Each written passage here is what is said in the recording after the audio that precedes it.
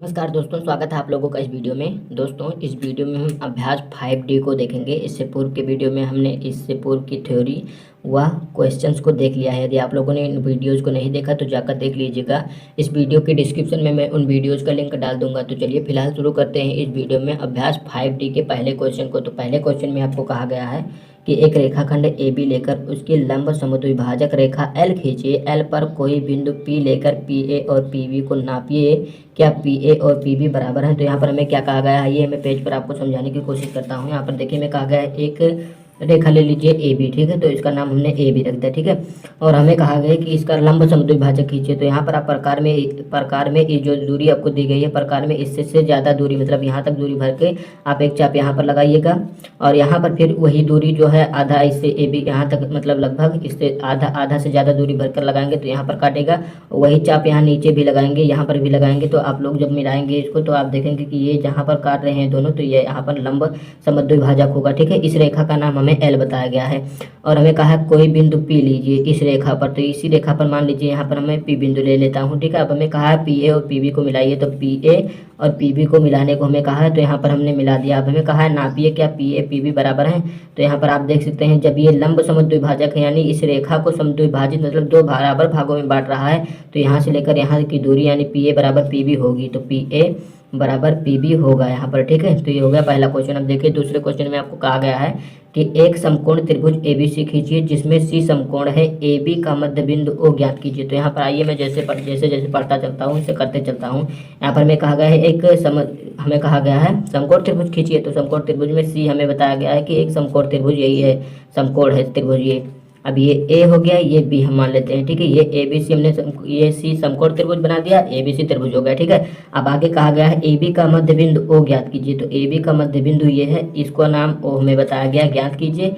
केंद्र ओ, ये केंद्र ओ और त्रिज्या ओ ए। तो त्रिज्या ओ ए वाला एक वृत्त खींचिए, तो ठीक है। तो इस प्रकार से ये कुछ इस प्रकार से वृत्त ऐसा ऐसे जाएगा, ठीक है। आप प्रकार की सहायता से खींचेंगे तो आसानी से पा जाएंगे, ठीक है।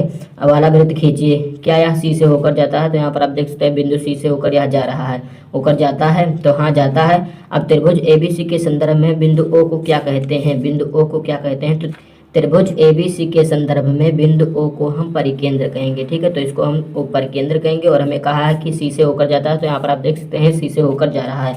अब चलिए तीसरे क्वेश्चन पर चलते हैं। तो तीसरे क्वेश्चन में आप देख सकते हैं आपको क्या कहा गया है। तीसरे क्वेश्चन में कहा गया है कि नीचे दी गई भुजाओं और कोणों से त्रिभुज बनाइए और उनकी भुजाओं के लंब समद्विभाजक कीजिए और जांच कीजिए कि वह संगामी है। तो हमने आप लोगों को बताया था थ्योरी पोर्शन में, कोई भी त्रिभुज हो उसके लंब समद्विभाजक हो या शीर्ष लंब हो या लंब केंद्र हो या केंद्रक हो, मतलब कुछ भी आप खींची माध्यिका हो, तो सब संगामी होते हैं। लेकिन यहाँ पर आपको पूछा गया तो हमें बताना होगा। तो यहाँ पर पहले में कहा गया 7 सेंटीमीटर। तो मान लीजिए एक 7 सेंटीमीटर हम खींच लेते हैं, इसका नाम ए बी मान लेते हैं 7 सेंटीमीटर। और हमें कहा गया फिर 5 सेंटीमीटर, तो 5 सेंटीमीटर मान लीजिए ये खींच लेते हैं, तो ये हो गया 5 सेंटीमीटर। इसको हम पॉइंट सी मान लेते हैं। और ये हमें दिया गया है 4 सेंटीमीटर, तो ये हो गया 4 सेंटीमीटर। तो इसको मैं लिख लेता हूँ 4 सेंटीमीटर। अब हमें क्या कहा गया है? भुजाओं के लंब समद्विभाजक, मतलब ये भुजाओं को लंब, इस पर भुजा पर लंब भी हो और इसको दो बराबर भागों में बांटे भी। तो यहाँ पर आप देख सकते हैं ये लंब समद्विभाजक है, इसको दो बराबर भागों में बांट रहा है। इसी प्रकार इस भुजा को दो बराबर भागों में बांटेगा। तो यहाँ पर आप देख सकते हैं ये तीनों भुजाएं संगामी हैं। आप लोग पटरी की सहायता से करेंगे तो आप लोग आसानी से प्राप्त करेंगे। तो ये पॉइंट संगामी है। अब देखेंगे दूसरे में 6 सेंटीमीटर तथा भुजा पर बने कोण। तो 6 सेंटीमीटर हम यहाँ पर पहले रेखा ले लेते हैं। यहाँ पर आप देख सकते हैं पेज पर, यहाँ पर देख लीजिए आप लोग कि क्या करेंगे। 6 सेंटीमीटर की एक रेखा ले लेंगे। तो यहाँ पर आप देख सकते हैं 6 सेंटीमीटर की हम मान लेते हैं। इसे 6 सेंटीमीटर की एक रेखा है, ये ए हमने माना है, ये बी माना है, इसको ए, ठीक है।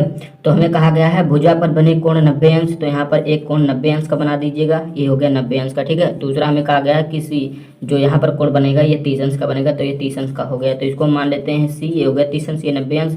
अब हमें इसमें भी वही करना है कि इसका भुजाओं के लंब समद्विभाजक, मतलब इस भुजाओं पर लंब भी हो और इसको समद्विभाजित भी करता हो। तो इस प्रकार से आप देख सकते हैं कुछ इस प्रकार से खींचेंगे और ये वाला खींचेंगे। तो यहाँ पर आप देख सकते हैं ये भी संगामी है, तो ये भी संगामी हो जाएगा। अब देखिए तीसरे में आपको कहा है 4.5 सेंटीमीटर। तो हम 4.5 सेंटीमीटर की एक रेखा खींच लेंगे, इसको मान लेते हैं 4.5 सेंटीमीटर। और ये ए है, ये सेंटीमीटर होगा और ये बी हो जाएगा, ठीक है। अब देखेंगे 4.5 सेंटीमीटर होगा। अब 2.5 सेंटीमीटर और खींचना है तथा इनके बीच का कोण 2.5 सेंटीमीटर की एक रेखा खींचिए, इनके बीच का कोण 105 हो।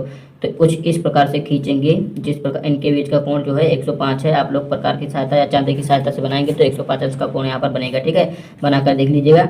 तो इस रेखा की लंबाई जो आपको दी गई है 2.5 सेंटीमीटर। तो मान लीजिए यहाँ से हम 2.5 सेंटीमीटर प्रकार में भरेंगे और यहाँ पर काटेंगे तो चाप मिल जाएगा, तो 2.5 सेंटीमीटर ये हो जाएगा। इसे हम सी मान लेते हैं और इसको इस पॉइंट से मिला देते हैं, ठीक है। अब क्या करेंगे, भुजाओं के लंब समद्विभाजक खींचेंगे, यानी इस पर लंब भी हो और उसको 2 बराबर भागों में बांटे। इसी प्रकार ये खींचेंगे और इसी प्रकार से इसे खींच देंगे। तो यहाँ पर आप देख रहे होंगे ये भी बिंदु संगामी है। तो इस प्रकार हमारा तीसरा क्वेश्चन भी हो गया। इसी के साथ हमारा अभ्यास 5D कंप्लीट होता है। अगर वीडियो आपको अच्छा लगा तो वीडियो को लाइक, शेयर और चैनल को सब्सक्राइब करना ना भूलिएगा। धन्यवाद, मिलते हैं अगले वीडियो में।